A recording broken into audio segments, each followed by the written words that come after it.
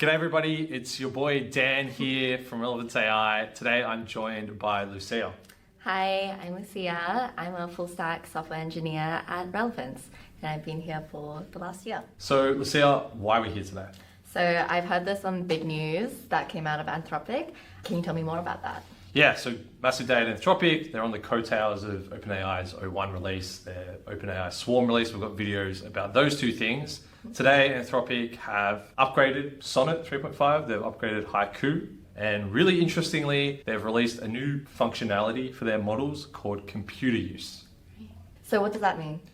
So computer use essentially gives the model the ability to take control of your computer. It runs on this loop where it has access to actions like moving your mouse, clicking, typing, basic computer actions. Essentially, it emulates a person sitting at a computer and does that by, on a loop, taking screenshots of the screen, looking at where everything is, deciding does it have to move the mouse up a certain amount of pixels. Right. Is that not risky? Yeah, it is risky. In fact, they say it's risky, but right now it's quite a limited model in terms of its ability to use your computer. So in the same way that giving anyone access to your computer and letting them click around is risky, I guess you could say this is risky. They've made some statements about how they want to put it out there while it's quite limited to learn about how people use it so that they can make it safer in the future. They've spoken about implementing more safety guards to analyze the behavior and bail out if it starts doing something risque. But yeah, it's interesting. It's interesting what this Definitely means. Interesting. So obviously Relevance is an AI agent building platform. So what does that mean for our AI agent builders?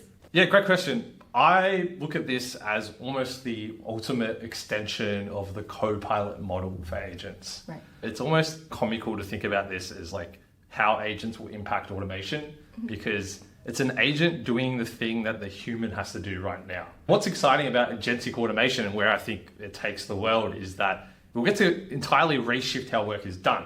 Because agents will have access to APIs, we'll have to build less software, so there'll be less things that click and scroll and move. So really, an agent that can do those things is kind of working in the same way our current world works, but it's not what we think the future looks like. Right? We think the future looks like you have AI workforces full of agents that work on autopilot. They don't need your intervention, and they certainly don't need your computer to click around in. Right. That being said, I do think it's interesting how it might be able to automate some more legacy systems. Yeah. If you think about there's heaps of industries that still uses software that hasn't been updated for 20 years. Right. Doesn't have good APIs. And I think those industries could really benefit from this because the agent has to go use the legacy system of a computer, of clicking, of scrolling. So I think it's a really cool addition to your agentic automation system, your multi-agent system that allows it to interact with these legacy platforms. I don't think it really reflects what automation and what agents will look like in the future, but it's still really cool.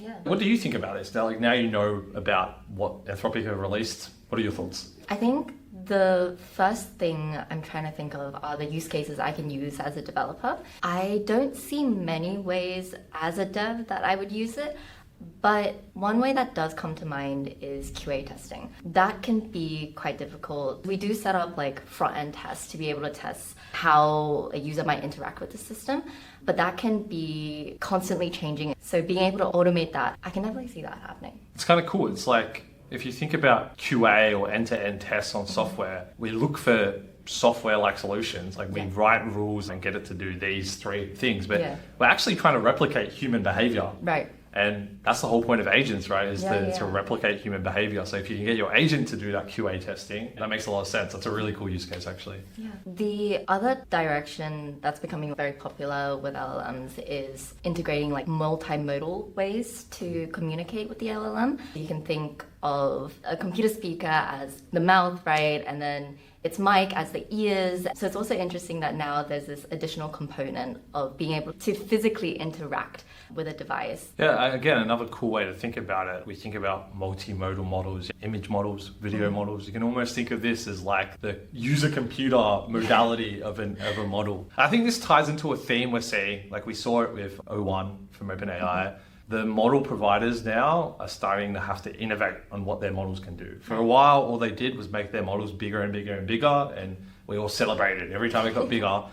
Now it feels like they've plateaued there a bit. They make things bigger. Does it actually make performance better? It's hard to tell. Yep. So now they're innovating. Now they're creating stuff like O1, that's chain of thought.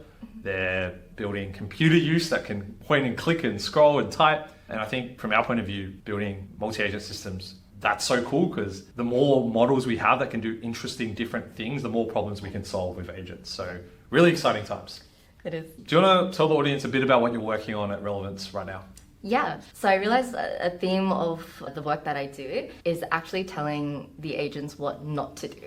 For example, even when hearing about Anthropic's new computer use, my first thought was, is that risky? Because oftentimes people have a bit of apprehension to using AI or LLMs because you feel as though you can't manage it in a way that feels natural and in a way that feels reliable. So a lot of what we do here is to make it as reliable as possible, and that includes features. A big feature that I worked on is agent cadencing, which is essentially a rules engine that limited how an agent processes its messages. So you would shove a whole bunch of messages into its system, but for a lot of different use cases, you don't want those messages to run at once. For example, even with OpenAI's limits, we want to be able to spread those out.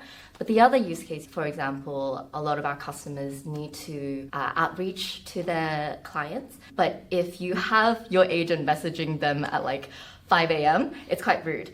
So to be able to mimic how an employee would work, we introduced cadencing. So you can tell it that you can only work Mondays to Friday, you can only work from 9 to 5, and you can only process 50 messages a day, things like that. Such important features in our platform. When you're building these production multi-agent systems, these are the things you have to worry about because as we find managing these agent systems, it's like managing humans. You want to implement some framework around how and when they should work. Well, it's been awesome having you. We'll see you in the next video.